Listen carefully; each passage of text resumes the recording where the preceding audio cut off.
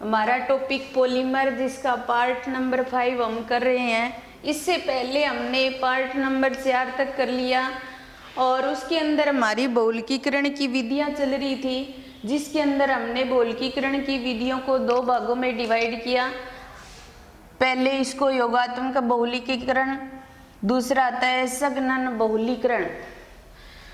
जो योगात्मक बहुलीकरण होता है, इसके अंदर हमने एकलक इकाइयों का योग किया और योग करके बहुलक का निर्माण कर रहे हैं। वो योग 2 प्रकार से हो सकता है, मुक्त मूलक बहुलीकरण और आयनिक बहुलीकरण। फिर उसके बाद में आयनिक बहुलीकरण को 2 भागों में डिवाइड किया, धनायनी बहुलीकरण और ऋणायनी बहुलीकरण।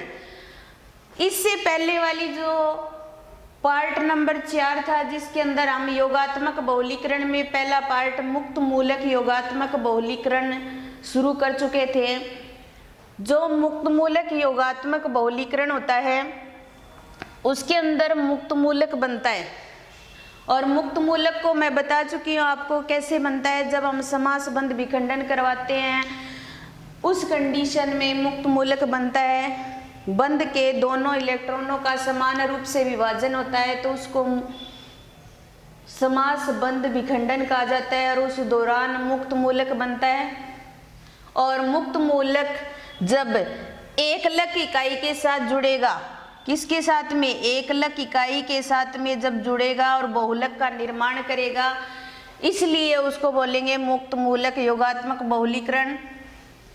यह 3 स्टेप में कंप्लीट होता है। सबसे पहला स्टेप श्रृंखला प्रारंभन पद, जिसको बोला जाता है चेन इनिशियल स्टेप, जिसके अंदर फ्री रेडिकल का निर्माण होता है। ये बॉन्ड हम तोड़ रहे हैं और इलेक्ट्रॉनों का समान रूप से विभाजन कर रहे हैं और इस दौरान मुक्त मूलक का निर्माण हो रहा है। ये बना हुआ मुक्त मूलक फिर एकलक इकाई एथीन की एकलक इकाई के साथ जुड़ रहा है और जुड़ करके एक नया मुक्त मूलक बना रहा है। क्या कर रहा है? एक नया मुक्त मूलक बना रहा है। फिर उसके बाद में जो नया मुक्त मूलक बना है, ये श्रृंखला संचरित पद में जाकर के एक अन्य एकलक इकाई से जुड़ेगा, एक लंबी श्रृंखला के रूप में मुक्त मूलक का निर्माण करेगा। फिर उसके पश्चात इसको एथीन की एन एकलक इकाई के साथ जोड़ेंगे और एक लंबी श्रृंखला के रूप में मुक्त मूलक प्राप्त हो जाएगा। उसके बाद में 3 नंबर स्टेप हम कर रहे थे श्रृंखला समापन पद। श्रृंखला समापन पद जो होता है, उसके दौरान जो बना हुआ मुक्त मूलक होता है, उसको समाप्त करके बहुलक का निर्माण करना होता है। यह जो पद होता है वो 4 प्रकार से कंप्लीट होता है। पहला पद आता है युग्मन, या इसको बोलते हैं कपलिंग। यहाँ पर हमारे पास एक नई लंबी श्रृंखला के रूप में मुक्त मूलक है और ये भी मुक्त मूलक युक्त लंबी श्रृंखला है। युग्मन का मतलब होता है इसका जो मुक्त मूलक और इसका जो मुक्त मूलक होते हैं, ये आपस में क्या कर लेते हैं? बॉन्डिंग, बॉन्ड की फॉर्मेशन कर देंगे। क्योंकि बॉन्ड की फॉर्मेशन करने के लिए हमें 2 इलेक्ट्रॉनों की आवश्यकता होगी। एक इलेक्ट्रॉन यहाँ से आ जाएगा, एक इलेक्ट्रॉन यहाँ से आ जाएगा, बॉन्ड की फॉर्मेशन हो जाएगी और इसीलिए यहाँ पर बॉन्ड बन चुका है। ROCH2N CH2 इसके अंदर बॉन्ड बन गया। यहाँ पर फिर CH2 आएगा और CH2 के पीछे N और O और R। यहाँ पर एक नए प्रकार के बहुलक की फॉर्मेशन हो गई। किसके द्वारा? युग्मन के द्वारा या कपलिंग के द्वारा। दूसरा जो समापन पद होता है वो होता है असमानुपातन, या इसको असमानुपात भी बोल सकते हैं।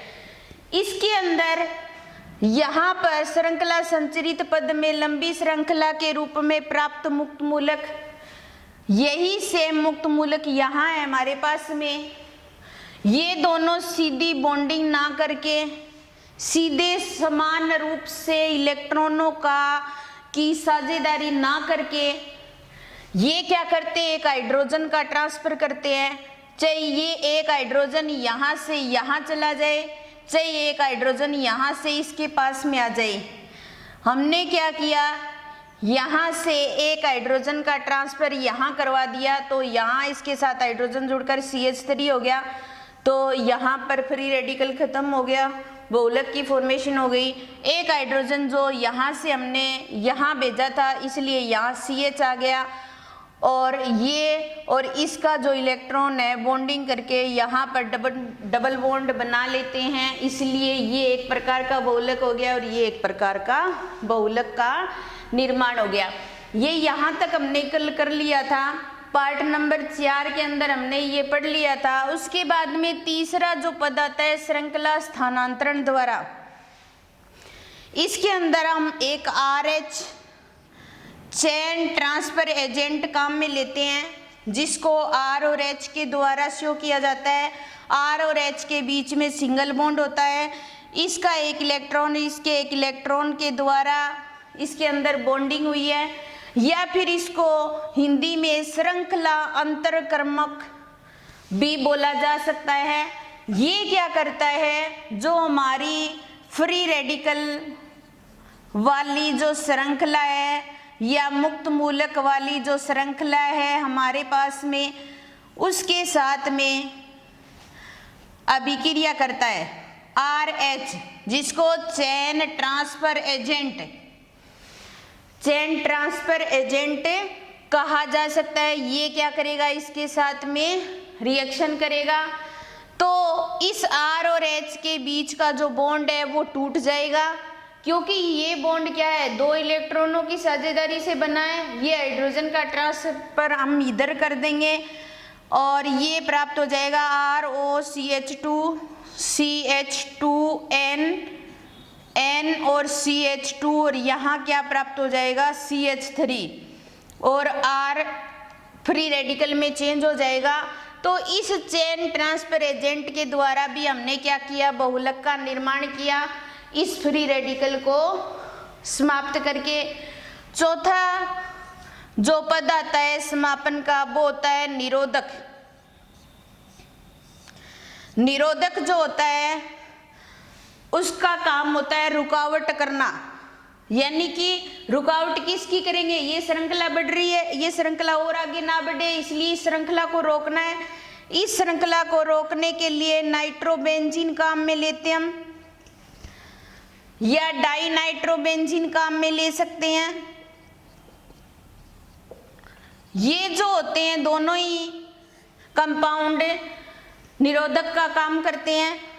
अब देखो हमारे पास में ये पूरी श्रृंखला है, श्रृंखला संचरित पद जो हमें यहां से प्राप्त हुआ है, इस पूरे को अपने P फ्री रेडिकल से शो कर ले, तो P फ्री रेडिकल का मतलब क्या हो गया, बढ़ी हुई श्रृंखला जो हमने श्रृंखला संचरित पद में बना ली थी, और इसकी जो अभिक्रिया है वो हम नाइट्रोबेंजीन के साथ करवाएं। तो नाइट्रोबेंजीन के साथ जैसे ही रिएक्शन करवाते हैं, ये नाइट्रोबेंजीन क्या करता है, इस बढ़ी हुई श्रृंखला को अपने साथ जोड़ लेता है इस तरीके से। फिर यही नाइट्रोबेंजीन अनुनादी स्ट्रक्चर शो करता है, और अनुनादी स्ट्रक्चर शो करके एक ऐसे फ्री रेडिकल का निर्माण करता है जिससे वो आगे श्रृंखला को नहीं बढ़ा सकता, और अनुनाद के द्वारा स्थायी हो जाता है। ये फ्री रेडिकल यहाँ आया, फिर उसके बाद में यहाँ आएगा, और फिर उसके बाद में यहाँ आएगा। इसका मतलब इसने क्या किया है, बढ़ी हुई श्रृंखला को रोक दिया, और बढ़ी हुई श्रृंखला को रोक दिया। तो ये काम किसने किया है, नाइट्रोबेंजीन ने। हम नाइट्रोबेंजीन ले रहे हैं, इसको नाइट्रोबेंजीन बोला जाता है। जब किसी बेंजीन पर नाइट्रो ग्रुप जुड़ा होता है तो वो नाइट्रोबेंजीन होती है। ये नाइट्रोबेंजीन क्या करता है, इस बढ़ी हुई श्रृंखला के साथ रिएक्शन करता है और इस P को यहाँ जोड़ लेता है। रुकावट करता है और फिर उसके बाद में एक ऐसे फ्री रेडिकल का निर्माण करता है जिससे ये आगे श्रृंखला को नहीं बढ़ा सकता, लेकिन अनुनाद शो कर सकता है। अनुनाद रेजोनेंस या रेजोनेटिक स्ट्रक्चर शो करता है, नाद शो करके ये क्या करता है, स्थायित्व को प्राप्त करता है। इस तरीके से हम मुक्त मूलक योगात्मक बहुलकीकरण की प्रक्रिया को कर चुके हैं। 3 स्टेप में कंप्लीट होती है और जो तीसरा स्टेप है वो 4 प्रकार से हम इसको समाप्त कर सकते हैं। तो ये हमारा मुक्त मूलक योगात्मक बहुलकीकरण जो टॉपिक था वो कंप्लीट हो गया। योगात्मक बहुलकीकरण की जो प्रक्रिया होती है उसको 2 पार्ट में डिवाइड किया जाता है और 2 पार्ट में डिवाइड किया है हमने। और दूसरा पार्ट आता है आयनिक बहुलकीकरण। आयनिक बहुलकीकरण, आयनिक बहुलकीकरण की जो प्रक्रिया है उसके नाम से स्पष्ट हो रहा है ये आयनिक है। इसका मतलब यहाँ पर क्या बनेंगे, आयन बनेंगे, या तो धनायन बनेगा या फिर क्या बनेगा, ऋणायन बनेगा। तो धनायन जो होते हैं वो इलेक्ट्रॉन स्नेही की भांति व्यवहार करते हैं और जो ऋणायन होते हैं वो नाभिक स्नेही की भांति व्यवहार करते हैं। इसके अंदर हमें इलेक्ट्रॉन स्नेही और नाभिक स्नेही की जरूरत पड़ेगी। तो सबसे पहले हम इलेक्ट्रॉन स्नेही और नाभिक स्नेही की बात कर लेते हैं। जो इलेक्ट्रॉन स्नेही जो होते हैं उन पर हमेशा ही क्या होता है, पॉजिटिव चार्ज होता है। जैसे इसे ई पॉजिटिव से शो करते हैं और जो नाभिक स्नेही होते हैं उन पर हमेशा ही नेगेटिव चार्ज होता है, तो NU नेगेटिव से शो कर सकते हैं हम। जो इलेक्ट्रॉन स्नेही होते हैं उन पर पॉजिटिव चार्ज होता है तो उनके पास इलेक्ट्रॉनों की क्या होती है, कमी। इसीलिए वो क्या होते हैं, इलेक्ट्रॉन ग्राही होते हैं। यानी इलेक्ट्रॉनों की कमी है तो अगर उनको इलेक्ट्रॉन मिलेंगे तो इलेक्ट्रॉन ग्रहण करेंगे। और जो नाभिक स्नेही होते हैं उनके पास में क्या होती है, इलेक्ट्रॉनों की अधिकता होती है तो वो इलेक्ट्रॉन देंगे, तो इलेक्ट्रॉन दाता के रूप में कार्य करेंगे। इस प्रकार से हम इलेक्ट्रॉन स्नेही और नाभिक स्नेही की बात कर रहे हैं। ये इलेक्ट्रॉन स्नेही और नाभिक स्नेही को ही हम धनायन या ऋणायन के रूप में लेंगे। जो बहुलीकरण की प्रक्रिया को पूर्ण करेंगे तो हमारे पास में आता है आयनिक बहुलीकरण जो 2 प्रकार का होता है। इससे पहले जो आयनिक जो बहुलीकरण है वो कौन शो करते हैं, जो विनाइल कंपाउंड होते हैं। अब इसको इंग्लिश में तो विनाइल बोला जाता है और हिंदी में जब लिखते हैं तो इसको वाइनिल लिख देते हैं। तो इसीलिए जब इस विनाइल कंपाउंड के साथ या विनाइल डेरिवेटिव के साथ X जुड़ा है, X, Y, Z कोई भी ग्रुप जुड़ा हो सकता है। अगर अपने बात करें यहाँ पर इलेक्ट्रॉन दाता की या इलेक्ट्रॉन ग्राही की, अगर विनाइल ग्रुप के साथ X जुड़ा हुआ है, अगर ये इलेक्ट्रॉन देने वाला है तो इसका मतलब X की जगह CH3 आ सकता है। CH3 क्या करता है, इलेक्ट्रॉन देने का काम करता है जिसका प्लस आई इफेक्ट भी पड़ता है। हम यहाँ इफेक्ट की बात नहीं कर रहे क्योंकि ये टॉपिक थोड़ा अलग है हमारा। जब इफेक्ट की बात आएगी तो वो भी मैं बताऊंगी, लेकिन वैसे ही आपके जनरल नॉलेज के लिए बता रही हूँ कि CH3 जो होता है उसका प्लस आई इफेक्ट पड़ता है, इसलिए वो इलेक्ट्रॉनों को अपने से दूर प्रतिकर्षित करता है। प्रतिकर्षित करेगा तो ये इलेक्ट्रॉन देगा इसको। अगर यहाँ पर कोई Y ग्रुप जुड़ा हुआ है और वो क्या है, इलेक्ट्रॉन ग्राही है, तो ये इलेक्ट्रॉन ग्रहण करने का काम करेगा और इलेक्ट्रॉन ग्राही के रूप में हम Cl ले सकते हैं। C6H5 भी जुड़ा हो सकता है इलेक्ट्रॉन ग्राही के रूप में। तो इलेक्ट्रॉन देने वाला है या इलेक्ट्रॉन ग्राही है, इस आधार पर ये जो प्रक्रिया होती है बहुलीकरण की वो 2 भागों में डिवाइड होती है, धनायनी बहुलीकरण और ऋणायनी बहुलीकरण। अगर इलेक्ट्रॉन देने वाले ग्रुप होते हैं तो उनके साथ हमेशा ही इलेक्ट्रॉन्स नहीं जो होते हैं वो बहुलीकरण की प्रक्रिया को कंप्लीट करते हैं, और अगर इलेक्ट्रॉन ग्रहण करने वाले होते हैं तो उनके साथ हमेशा ही नाभिक नहीं जुड़ करके बहुलीकरण की प्रक्रिया को पूर्ण करते हैं। क्योंकि इलेक्ट्रॉन्स नहीं होते हैं, उनके पास इलेक्ट्रॉनों की कमी होती है, और जो इलेक्ट्रॉन देने वाला है ग्रुप है वो इलेक्ट्रॉन आसानी से दे सकता है, और जो इलेक्ट्रॉन ग्राही है वो इलेक्ट्रॉन ग्रहण कर सकता है, और नाभिक स्नेही के पास में इलेक्ट्रॉन की अधिकता होती है वो इलेक्ट्रॉन दे सकता है। तो इस प्रकार से जो आयनिक बहुलीकरण की जो प्रक्रिया होती है उसको दो भागों में डिवाइड करते हैं हम। सबसे पहले बात करेंगे हम धनायनी बहुलीकरण। इसका पहला पार्ट आता है धनायनी बहुलीकरण। धनायनी बहुलीकरण, धनायनी बहुलीकरण जो प्रक्रिया होती है इसके अंदर लुईस एसिड काम में लेते हैं हम। लुईस एसिड जैसे AlCl3 हो गया या BF3 हो गया, तो ये लुईस एसिड की भांति व्यवहार करते हैं, ये उत्प्रेरक की भांति कार्य करेंगे। लुईस एसिड को काम में लेते हैं, इसीलिए इस अभिक्रिया को अम्ल उत्प्रेरित बहुलकीकरण भी कहा जा सकता है। अम्ल उत्प्रेरित बहुलीकरण, अम्ल उत्प्रेरित बहुलीकरण भी कह सकते हैं इसका एक अन्य नाम। और ये उत्प्रेरक की तरह काम करते हैं, और ये किसके साथ जुड़ेंगे? सह उत्प्रेरक के साथ जुड़ेंगे, और सह उत्प्रेरक के साथ जुड़ करके किसका निर्माण करेंगे? प्रोटॉन का। और वही प्रोटॉन क्या करेगा? एकलक इकाई के साथ में जुड़ेगा। तो यहाँ पर AlCl3 और BF3 होते हैं वो लुईस एसिड होते हैं, या फिर इनको क्या बोला जा सकता है? इलेक्ट्रॉन्स नहीं भी बोल सकते हैं इनको। तो यहाँ पर हम बात करें लुईस एसिड जैसे AlCl3 ले हम, और ये क्या करेगा? H2O के साथ में रिएक्शन करे। रिएक्शन करने के दौरान AlCl3OH नेगेटिव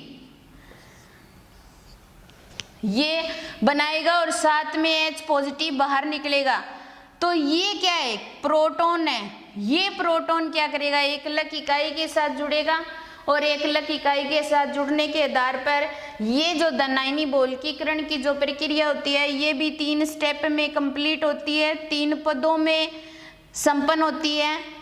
पहला आता है श्रृंखला प्रारंभन पद। श्रृंखला प्रारंभन पद के अंदर हम यही लेते हैं AlCl3। एक बार फिर वापस हम यहाँ लिख देते हैं क्योंकि ये इसी पद के अंदर आते हैं। मैंने आपको प्रोटॉन निर्माण के लिए एक बार इसको करके बताया है, AlCl3OH, और ये नेगेटिव चार्ज यहाँ नहीं यहाँ आता है क्योंकि एल्यूमिनियम 3 ही बॉन्ड बना सकता है, Al+3 के रूप में शो करते हैं, इसलिए 3 Cl जुड़े हैं, एक OH नेगेटिव ज़्यादा है इसलिए नेगेटिव चार्ज, और H प्रोटॉन के रूप में यहाँ बाहर निकलेगा। ये क्या करेगा? एकलक इकाई के साथ जुड़ेगा। एकलक इकाई हम क्या लेंगे? वाइनिल, और वाइनिल का मतलब CH2 डबल बॉन्ड CH, ये वाइनिल को शो कर रहा है, इसके साथ X जुड़ा हुआ है। कोई भी ग्रुप हो सकता है, और वो भी कौन सा होगा? इलेक्ट्रॉन दाता समूह, इलेक्ट्रॉन दाता समूह होगा ये। यहाँ पर जो इलेक्ट्रॉन देने का काम करेगा। अब ये प्रोटॉन इसके साथ जुड़ेगा, तो CH2 के साथ H जोड़ दिया हमने, ये डबल बॉन्ड सिंगल बॉन्ड में चेंज हो जाएगा, और इसके साथ में X जुड़ा हुआ है, और यहाँ पर क्या आ जाएगा? Positive charge. क्या बन जाएगा? कार्ब धनायन। क्या बन जाएगा? कार्ब धनायन, या फिर इसको बोलते हैं कार्बोकेटाइन। मैं आपको पहले बता चुकी हूँ कि जो फ्री रेडिकल होता है वो समासबंध विखंडन से बनता है, लेकिन जो कार्बोकेटाइन और कार्बोएनाइन होते हैं वो विस्मासबंध विखंडन से बनते हैं। इलेक्ट्रॉनों का समान रूप से विभाजन होता है, इसीलिए कार्बोकेटाइन और कार्बोएनाइन बनते हैं। तो यहाँ पर हमें कार्बोकेटाइन प्राप्त हो गया, ये एक नए प्रकार का पद प्राप्त हो गया जिसने श्रृंखला को क्या कर दिया, प्रारंभ कर दिया, इसलिए इसको बोला जाता है श्रृंखला प्रारंभन पद। अब सेकंड आता है श्रृंखला संचरित पद, या फिर बोल सकते हैं इसको चेन प्रोपोगेशन स्टेप। संचरित पद, संचरित पद होता है वो क्या करता है, श्रृंखला को बढ़ाने का काम करता है, श्रृंखला को संचरित करने का काम करता है। ये जो बना हुआ कार्बोकेटाइन है ये लेंगे हम, और ये क्या करेगा, एक और वाइनिल की एकलक इकाई से जुड़ेगा और जुड़ करके एक अन्य प्रकार के कार्बोकेटाइन का निर्माण करेगा। CH2CH अब पॉजिटिव चार्ज इस पर आ जाएगा और X। फिर उसके बाद में ये जो बना हुआ कार्बोकेटाइन है ये आगे N एकलक इकाइयों के साथ जुड़ेगा। N एकलक इकाइयां वाइनिल की होंगी।